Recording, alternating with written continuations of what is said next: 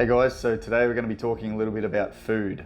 So overall, what I want you to get out of today is how to hold on to a diet, how to maintain the diet, and in turn maintaining yourself or maintaining your progress in a direction, whether that's up or down.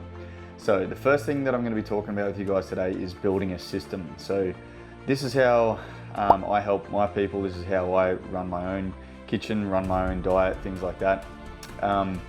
The system is sort of lay out your daily plan and figure out, one, how many times a day can you eat? So not everyone can always do the same. Like you've got people out there eating 5 times a day. 3 is even enough. Most of the time I try and get people to eat 3 and then add snacks as well to supplement those macros and things like that. Figure out what you can do, what you can achieve with your day-to-day routine and what's going to be most enjoyable for you. So for me, for example, I'll wake up, I'll have my oats and banana, my coffee, I'll go to work, I'll come home, I'll be having sausage, eggs and rice, followed by a few things that have changed over the months. The old chicken and rice trick. Some people love it, some people don't. Recently I've even swapped into peanut butter on toast with honey. I then supplement that with a protein shake as well. And then my dinner is always like a very well-rounded, healthy dinner. So a lean meat, vegetables, sometimes potato, things like that as well. In the past, I've also done things like Muscle Chefs, just for the sake of being lazy, something simple. You know, you're gonna get good macros in there. Ultimately, building a system, figuring out what sort of foods you like, how many times a day can you eat, that isn't gonna sort of grow old on you too quick. So obviously with maintaining weight, maintaining a physique, cutting weight, it takes time, right? So you need to be able to hold on to it for extended periods of time and actually somewhat enjoy it. So after you build a system, guys, the next hardest part, I guess, is finding the foods that are gonna get the job done and something that you also enjoy as well. So I personally love my diet. I've been eating almost the same sort of stuff for years and years and years, and my body has grown in strength, grown in muscle, achieved everything that I've wanted to do, and with quite ease. Obviously, as you get leaner, you get a bit more snacky and want to cheat a bit, but I balance that out on my weekends. But when it comes to selecting your foods, so if you're one of those people that needs to eat something different every single day, you need to come up with a plan where you can swap meals that are of similar macros. So easy example without going into too much detail, guys, different Muscle Chef meals. As long as those macros are close enough, it is good enough. So don't get too wound up thinking it has to be a perfect number or anything like that. We all move different amounts every single day. Don't let it get too much in your head in that regard. So I try to stick to similar macro meals. That way you know of the weeks that you've done this before that your body's gonna perform relatively the same.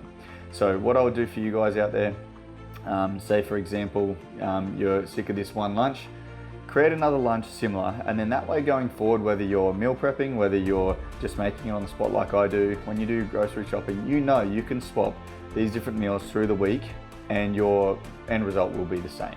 So when it comes to macros too, guys, so what I do with my people is everybody's life is different. So I've got chippies, I've got nurses, I've got office workers that sit down all day.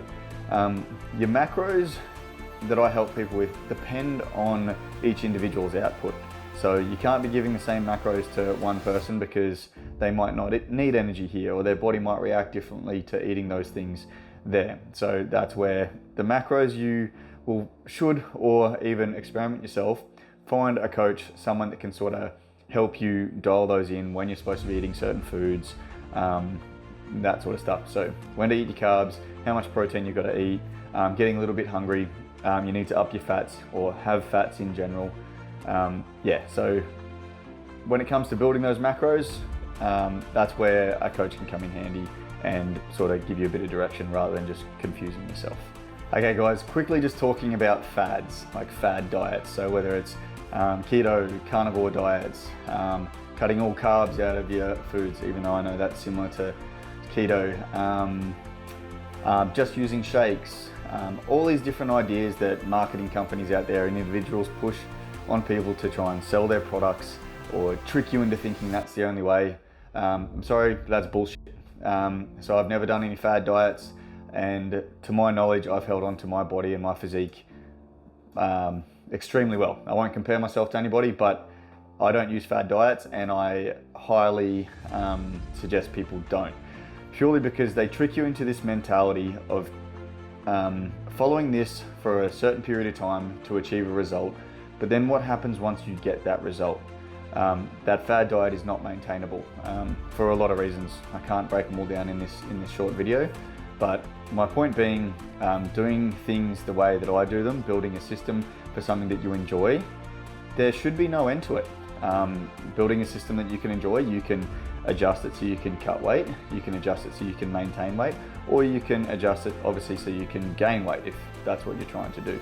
So all of these systems that I was just explaining are all maintainable. You can do them healthily for the rest of your life.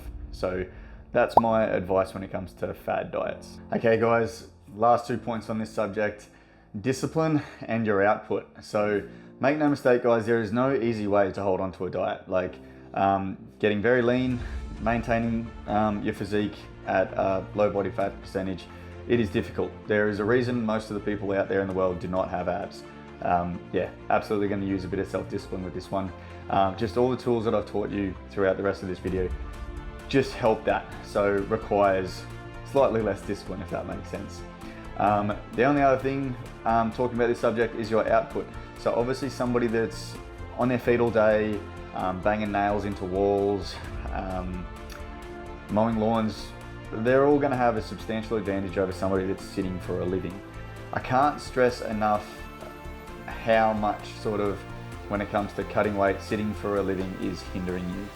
Everybody that I know, they all struggle with it because you'll still have to achieve those steps for the day, your minimum sort of level of output, but it all has to be achieved after you've finished work. Whereas everybody else, they're already 10, 15,000, 20,000 steps ahead of you by the end of the workday.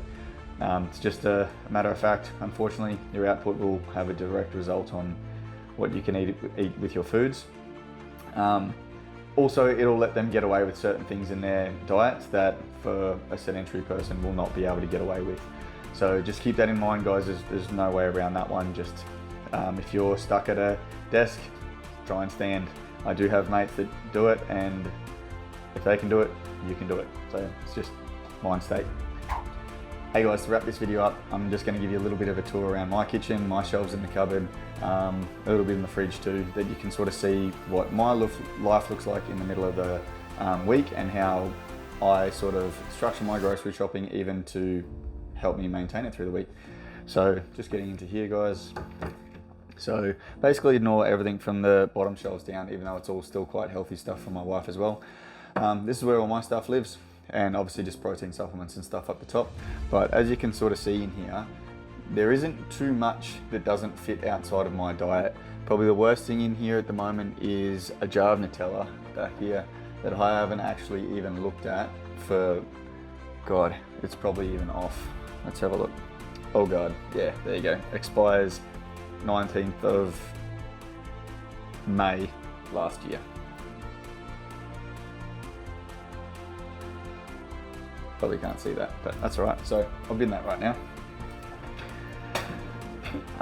The other thing, a little tricks and tips, is aeroplane jelly at the back here.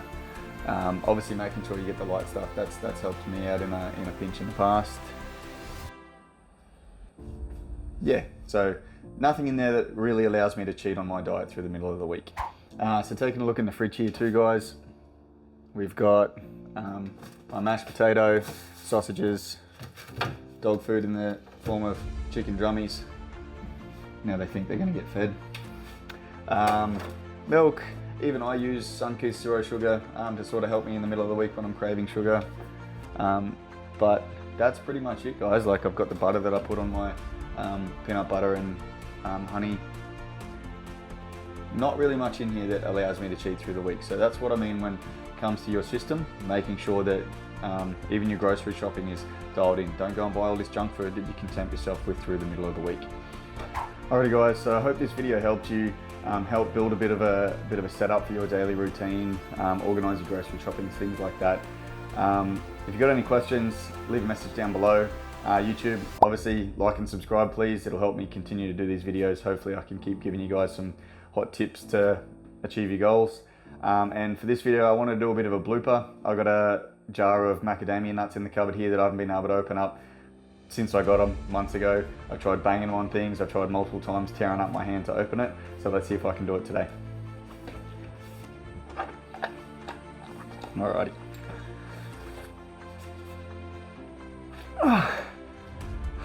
YouTube strength. Alrighty guys, have a good day.